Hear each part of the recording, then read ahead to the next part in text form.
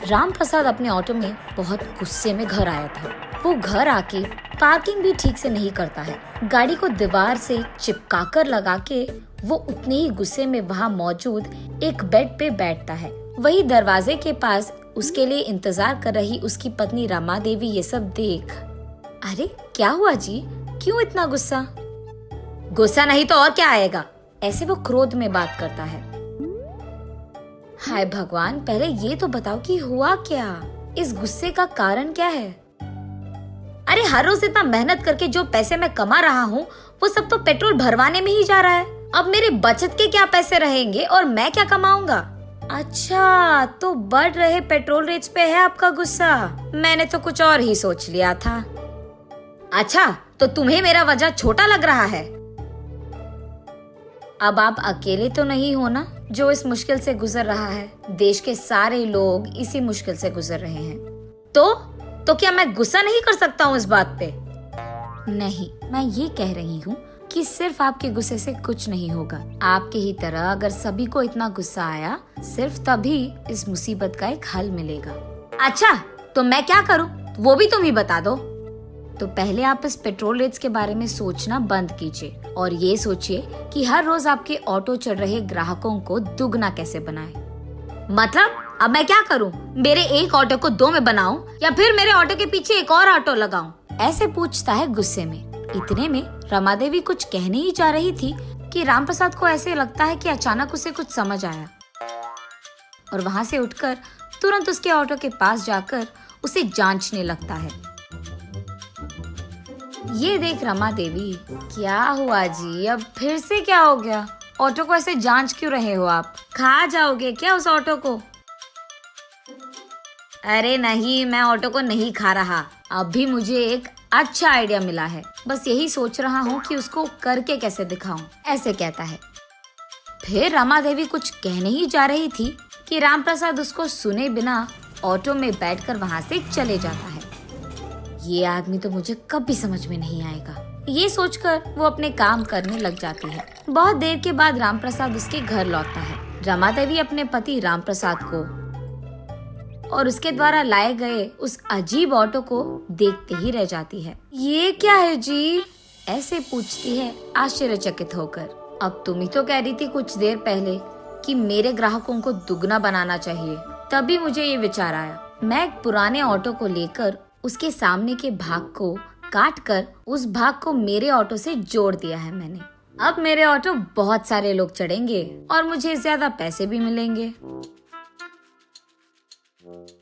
मेरा पति तो बहुत चालाक है, ऐसे कहकर खुश हो जाती है रमा देवी। अगले दिन से राम प्रसाद की सोच के अनुसार ही बिना कोई मतलब के भी बहुत सारे लोग राम प्रसाद के अनोखे ऑटो में सैर करने चढ़ जाते थे और इसी कारण उसको बहुत सारे पैसे मिलने लगे। उसका तो लाभ चल रहा था। ऐसे ही कुछ दिनों में राम प्रसाद का ऑटो सुबह से शाम तक बहुत भीड़ था और पैसे भी उसे ऐसे ही मिलते थे। इतना कि राम प्रसाद को आराम करने का भी समय नहीं था। ऐसे कुछ दिन चल रहा था। उसके बाद उसके भीड़ित ऑटो को देख पुलिस उसके पास आते हैं। ऑटो को रोककर ये कहते हैं कि परमिशन के बिना ऐसे अनोखे ऑटो को चलाना कानून के खिलाफ है। इसीलिए वो लोग राम प्रसाद को गिरफ्तार करके उसके ऑटो को भी स्टेशन ले आते हैं। पुलिस स्टेशन पहुंचने पर राम प्रसाद देखता है कि उसके ही ऑटो के जैसे वहाँ एक और ऑटो मौजूद है। वो देख उसे लगता है कि उसी की तरह किसी और को वही विचार आया होगा। ये सोचते हुए वो पुलिस स्टेशन के अंदर जाता है। वहाँ मौजूद पुलिस इंस्पेक्टर, क्या सोच रहे हो तुम अपने आप को? तुम्हारे इस अनोखे ऑटो में लोगों को बिठाकर ग्राहकों को डराना चाहते हो तुम? और इतना ही नहीं, तुम अपने ही जैसे ऑटो बनाकर बेच भी रहे हो। चल क्या रहा है हाँ? ऐसे पूछता है वो police officer. Sir, petrol rate बढ़ जा रहे हैं और पैसे कम पड़ गए, इसलिए पैसे कमाने के लिए मैंने अपना दिमाग का इस्तेमाल करके इस ऑटो को ऐसे बनाया, लेकिन मैंने कभी भी ऐसे वाले ऑटो बनाकर किसी को बेचा नहीं साहब। तब वो पुलिस ऑफिसर वहाँ मौजूद एक आदमी को देख, ये देखो, ये आदमी भी तुम्हारे जैसे एक ऑटो चला रहा है। जब मैंने पूछा उसने कहा कि तुमने ये ऑटो उसको बेची है, ऐसे कहता है। राम प्रसाद उस आदमी को देख ऑफिसर से ऐसे कहता है, साहब मैंने तो इस आदमी को कभी नहीं देखा है, ये तो पहली बार है इसको देखना। ये सुनकर वो पुलिस ऑफिसर उस आदमी की ओर गुस्से में देखता है और ऐसे कहता है, क्यों मुझसे ही खेल खेल रहे हो तुम? सच बताओ, ये ऑटो तुम्हें कैसे मिला?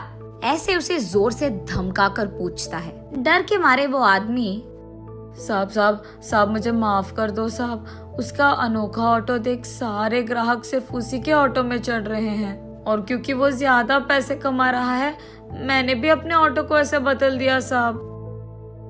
सुनो, इस आदमी को जेल में डाल दो और इसका ऑटो कहीं पे बेच दो। आज से ऐसे ऑटो नहीं बनाएंगे, उसका ख्याल भी रखो। ऐसे कहता है वो पुलिस ऑफिसर।